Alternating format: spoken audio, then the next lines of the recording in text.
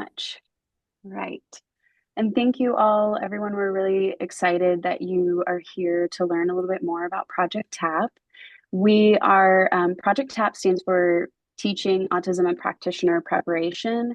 We are funded by the Texas Higher Education Coordinating Board. And so all of the training services, follow-up support that we talk about today is provided at no cost to the schools and to the districts because we are funded through this grant. And with that, we are required to explain that the opinions and conclusions expressed in this PowerPoint and in this presentation are those of the authors and do not necessarily represent the opinions or policy of the THECB. So we are a project led by 3 faculty at Texas A&M. So Dr. Julie Thompson is our project director, and then Dr. Erin Whiteside and Dr. Lacey Watkins are our co-directors. And then with that, Samantha and I are also the graduate research assistants on this project. And I'll let her introduce herself in a moment. Just a little bit about me. Have a background as a classroom teacher and then became a little bit more interested in working with students with autism as I taught them in my classroom and went back to get my master's degree in low incidence disabilities and autism and became a behavior analyst. And I'm really just interested in how we can help educators apply the strategies and the tools that we know are really effective in their classrooms and to support students through that. And so that's part of why I'm on this project and really interested to share a little bit more about that with you today. And I will let Samantha introduce herself. Hi, everyone. Thank you for being here today. My name is Samantha Sam Gonzalez. I also was a classroom teacher, so I taught in a variety of students with different disabilities, including autism. And I also got my master's degree in autism interventions and then went back to school. So I'm currently in my PhD program, and my research is really focusing on teacher preparation, supporting novice teachers to really meet the needs of all students in classrooms, and excited about Project TAPP and the ability to reach out to different teachers across the state of Texas and be able to provide that support to those who work with students who have autism. Awesome. All right. So a little bit about the purpose for this project and why we're here. So we know that the prevalence of autism is certainly rising, and the latest numbers show that 1 in 36 children in the United States are diagnosed with autism. Has recently become the 3rd highest disability category in Texas of students being served with special services through the state of Texas. So it currently makes up 15.2% of all students in Texas that are receiving special education services are falling under that autism category. So we know it's a growing number of students that are being served with autism. And because of that, we feel really strongly that paraprofessionals and teachers need preparation and education and support to help our students with autism to be successful. And so what we do to help address that and meet that need is through providing training. So we have had a previous iteration of our grant, and during the previous years of our project, we've served over 1,700 educators, which those educators served a little over 8,000 students with autism spectrum disorders across 90 different school districts and charters. And so you can see on the map the places that we've served and we've delivered trainings. And we hope to, through this next cycle of our grant, add some dots to that map. We have, with this grant cycle, also placed an emphasis on serving rural districts. And so that's kind of one of our goals. Of course, largely Texas is considered rural. So a lot of our schools kind of meet that category under TEA of being considered rural. But we also know sometimes there's less access to support and trainings in those areas. So we're looking at ways that we can work to support those rural districts and schools as well. So Our workshops consist of either 1 or 2 days of training, and the criteria for being able to attend the workshop is just that the participants need to be employed paraprofessionals or teacher teams that work with at least one student with autism. We also do invite administrators, specialists, even, we've had specials teachers like PE, music teachers, because we know you all are serving students with autism. And so to be clear, this is not just training for SPED certified teachers or SPED uh, placed paras. It is for any teacher, para, or educator who is working with at least one student with autism, which is probably covers most of the educators in a school building. So we open it up to those any of those people who meet that criteria, and then we will deliver the workshops either face to face. We typically require a minimum of 40 participants for a face to face workshop where we travel to your district or your campus or your region center to deliver a training. And so if a smaller school district, for example, would like to participate in the training, we suggest we look at ways that you can partner maybe with other area school districts, or that's where we've done a lot with our region service centers in the past, and they tend to kind of help us coordinate and host so that we can invite a lot of different area schools and educators to be able to attend. And then we also can deliver them virtually, and we've also had region centers help us to coordinate those as well. Typically, we will, arrange that. It can be, like I said, through your district or through a region, and we'll allow educators to sign up and register, and then we will provide those virtual trainings via Zoom.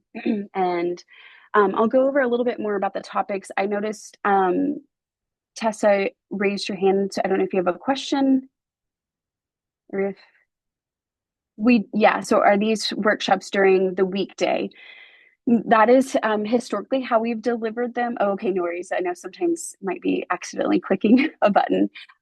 We typically do schedule them during the weekdays. If needed, if one of the options that we've done is if a district would like to do a 2-day workshop, but they can't do 2 consecutive days, sometimes we'll do a training one day, and then maybe 2 to 4 weeks later we follow up for the day 2 of the training.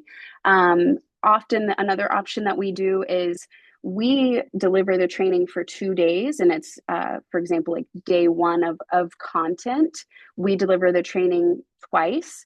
But in order to allow some of the feedback we've received is it's hard to send like your paraprofessionals and your teachers out of your classroom or out of the school building on the same day. And so we deliver the training 2 consecutive days, but you send some of your staff one day and some the other day to help accommodate that. So those are, just some different, when it comes to scheduling things like that, we're happy to work with you and see some ways that we can help you schedule it to make it work for you.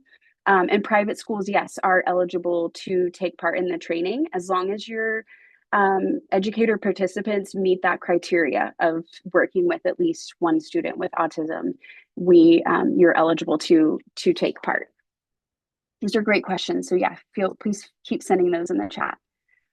So this is an overview of our training topics. And so right now what you can see, we have them kind of clustered into groups. This list right here is if we are to deliver a full 2 days of content or 2 days of training, which makes up for a total of 12 hours. So it would be 2 6-hour trainings.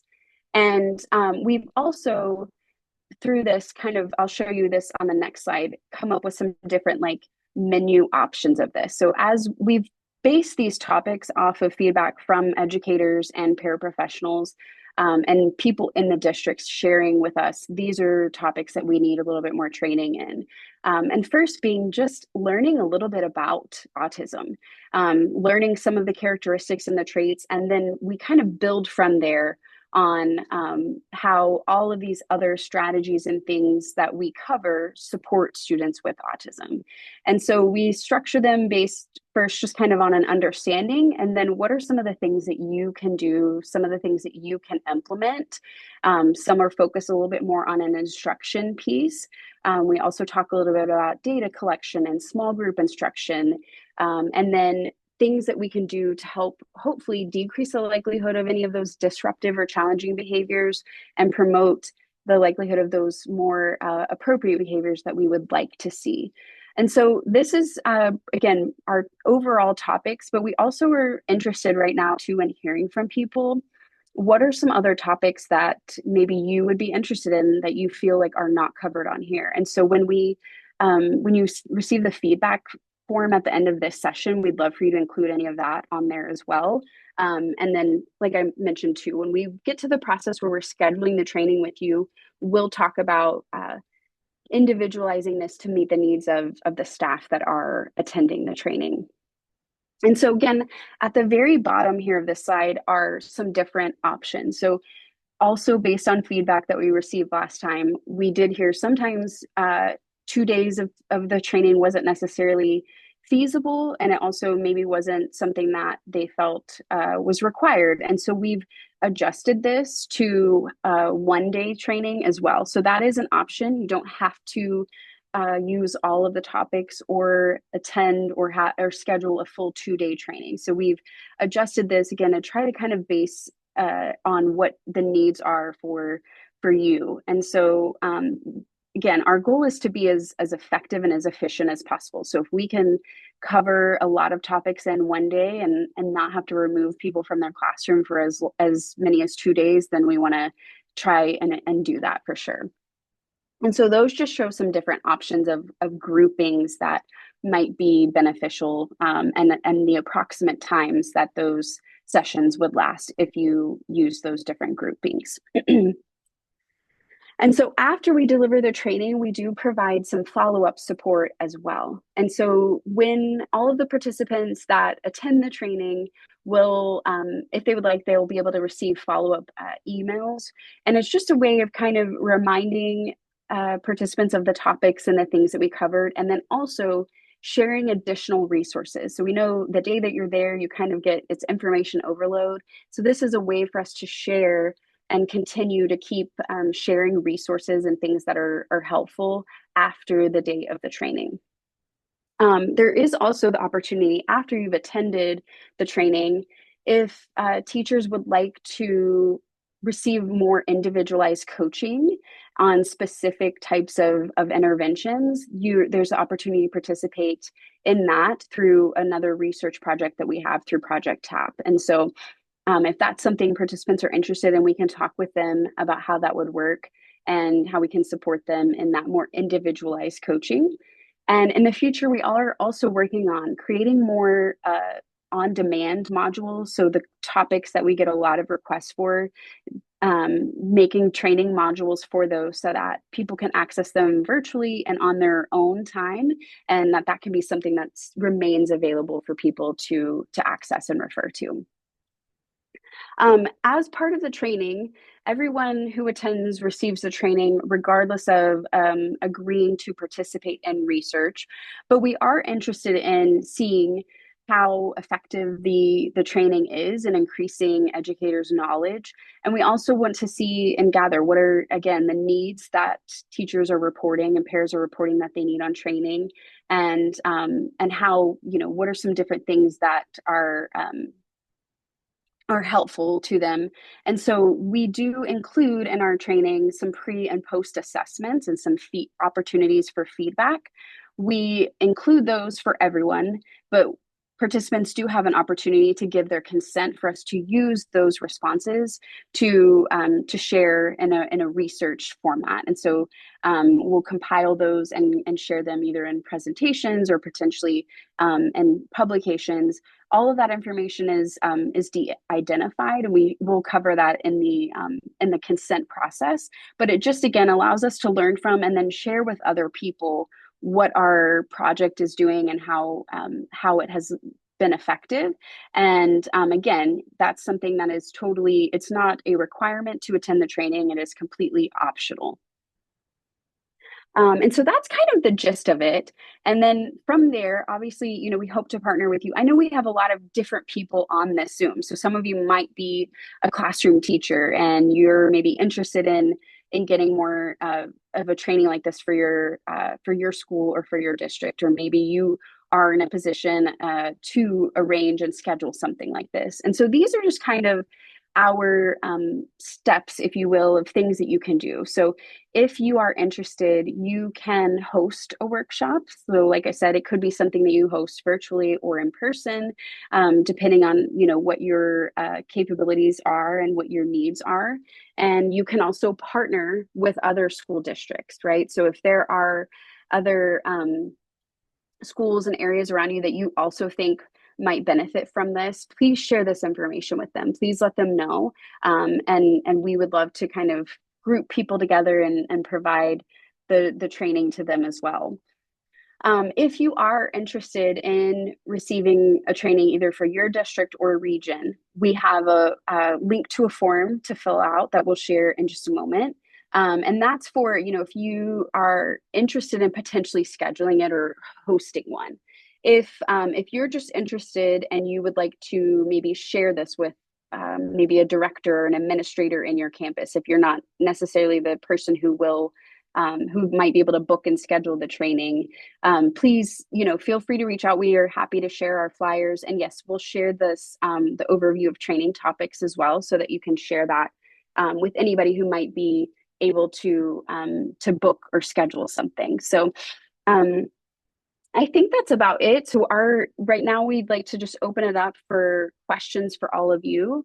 And like I said, we'll share the link as well. That is, if you're interested in potentially scheduling a workshop, we would love to hear from you on that.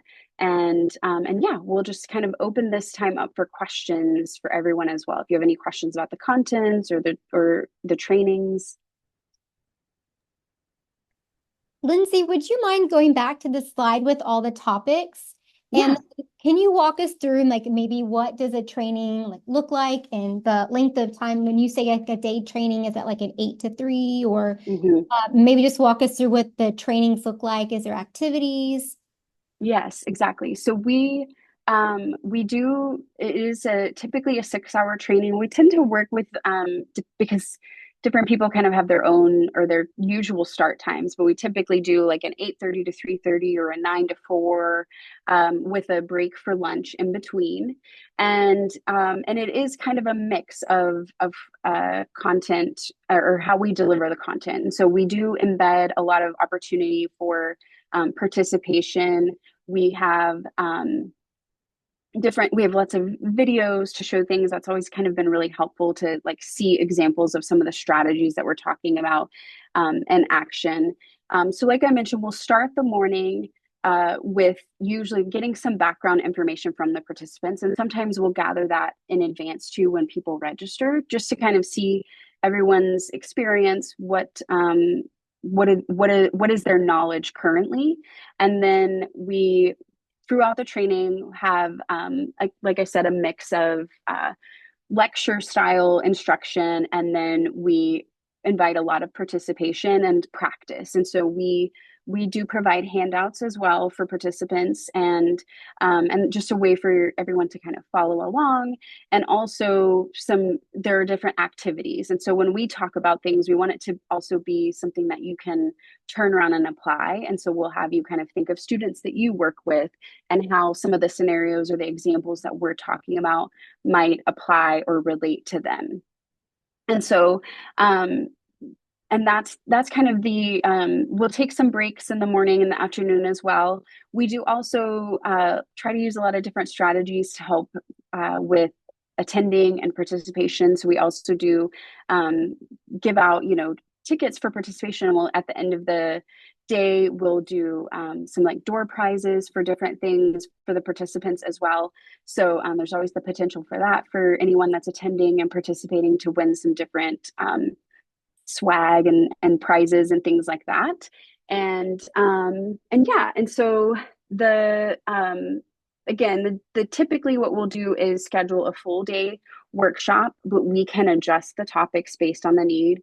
We can also spread them out. So if a district or school is interested in 2 days of training, we can deliver one day one week and then come back to deliver part two at a later time to usually just help with scheduling and things like that. And can you do more than one training? Kathleen asked. And I think, do you mean as an attendee, can you attend more than one?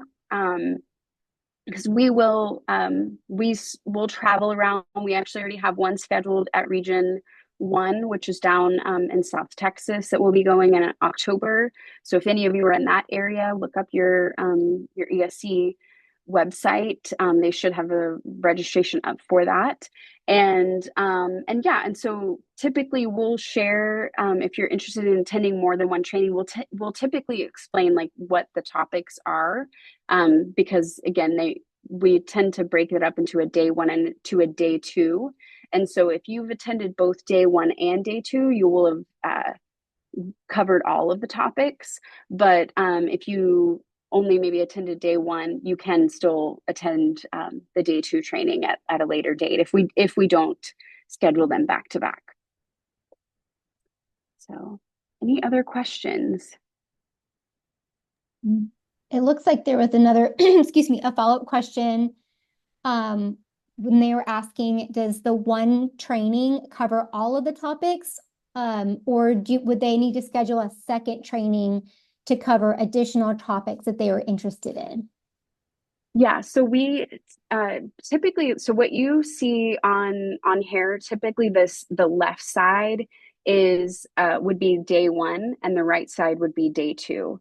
And so occasionally, like I said, we might adjust them, as you can see at the bottom, as what is included in the topics. And from there we tend to kind of try to provide like a blurb if a region center or somebody is hosting it, so that people will know the topics that are covered. And then usually if we work with a district, we'll kind of individualize it based on their preferences as well. So if we provide the 2 days of training, then this would be the full 12 hours, and all of these topics would be covered in 2 full days of the training. Awesome. Thank you, Deborah. So we will, let me just kind of explain that part too. So if you do fill out the interest form to say that you are interested in hosting a training, most of the questions on there have to do with, would you prefer virtual or an in-person training, and approximately how many participants do you anticipate to attend? And then from there, a member of our team will follow up with you to talk about the next steps for scheduling it. If you have dates already in mind, so I know sometimes, especially for school districts, you might have certain days that are set aside for PD, and you can share that in there, that these are the dates that you would prefer. If you don't have any preferred dates, then we'll kind of talk with you and see what might be feasible for scheduling the actual training. And so we'll follow up with you, and then we'll typically meet again to discuss these topics and plan out the details of the location where you're hosting it, any of the space that is hosting the workshop. We typically prefer for participants to be seated at tables rather than like in rows, because we do use a lot of like interaction and then being able to write notes and talk with their groups and work through things.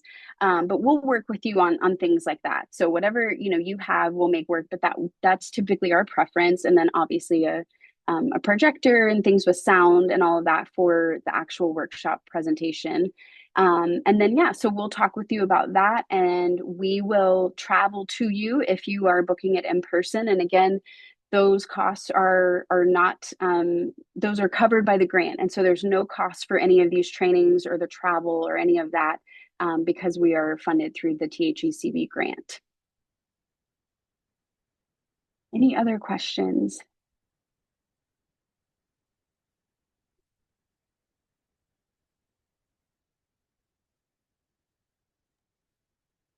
All right, well, thank you so much. Oh, it says there's a question about how soon will we hear back if they fill out that informational form? Yeah, so if you fill out the information form, we will usually reply to you and just let you know at least that we've received it within 2 days. And then from there, depending on your responses, we may have some follow-up questions, and then we'll talk with you about scheduling.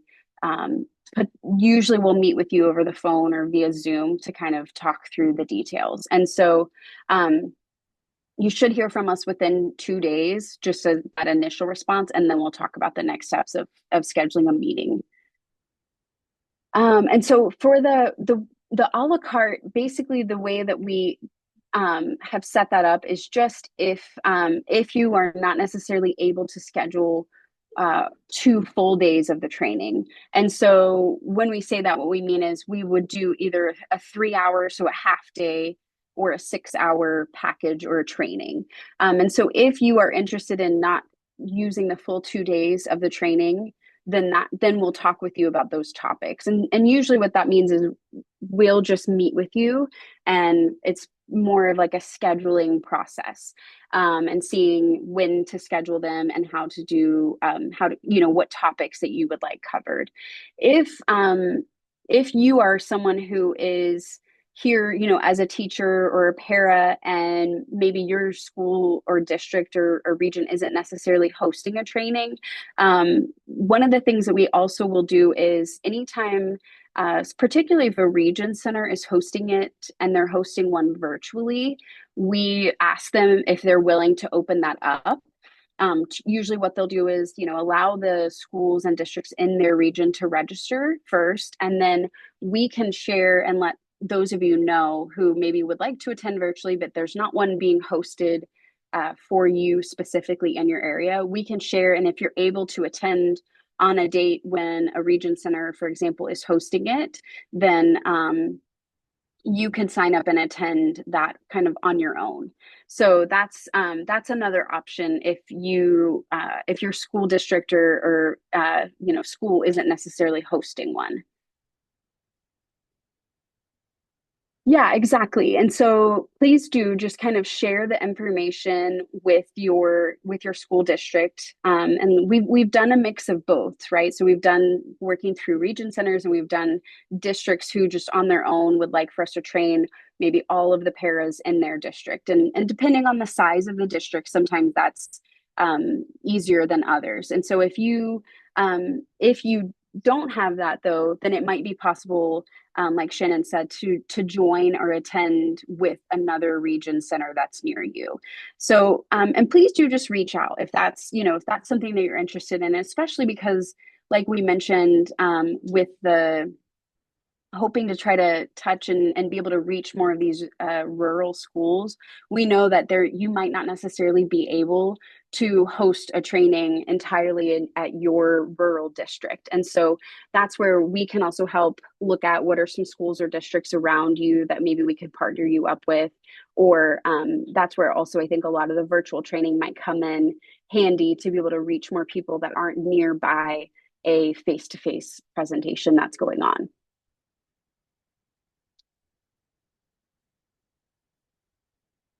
Any other questions? These are all really great questions.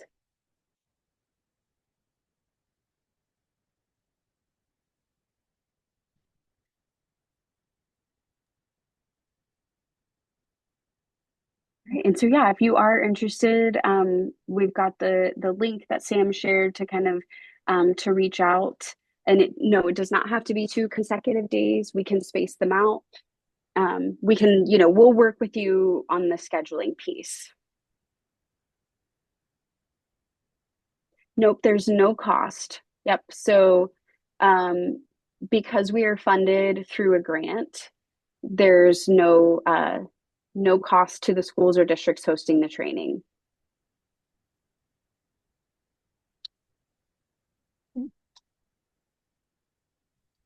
I love your comment, Shannon. This is definitely a project to be proud of.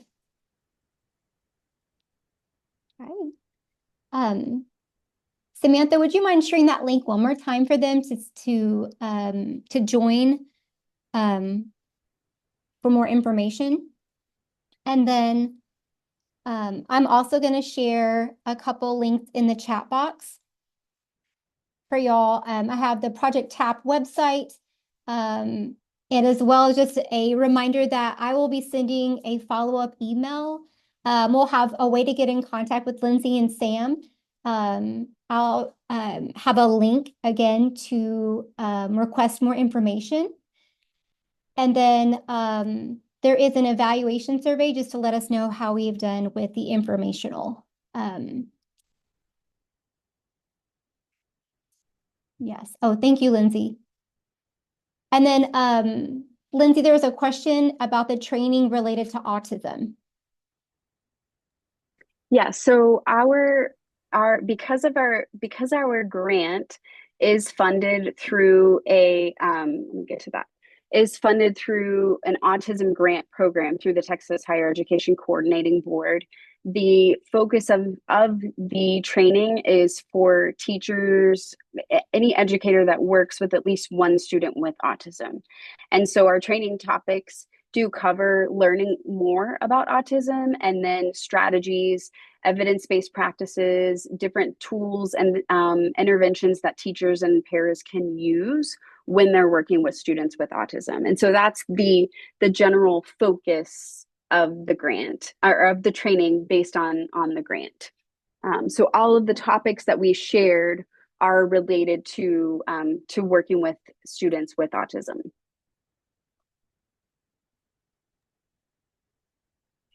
Thank you, Lindsay. Mm-hmm. Does anyone have any other questions before we close the informational session? All right. Thank you again, everyone, so much for your time today. Thank you, Lindsay and Sam, for sharing this amazing project. And we're excited to see the districts that are able to sign up for training. So thank you so much. Please be expecting to see an email with all of the links. And Kathleen, we can put, Lindsay, if y'all want to share an email address that you guys would like them to reach out, and then I can also put the Project TAPP website. But we will go ahead and close the recording for now. So thank you so much, everyone, for attending today, and we hope to hear from you soon.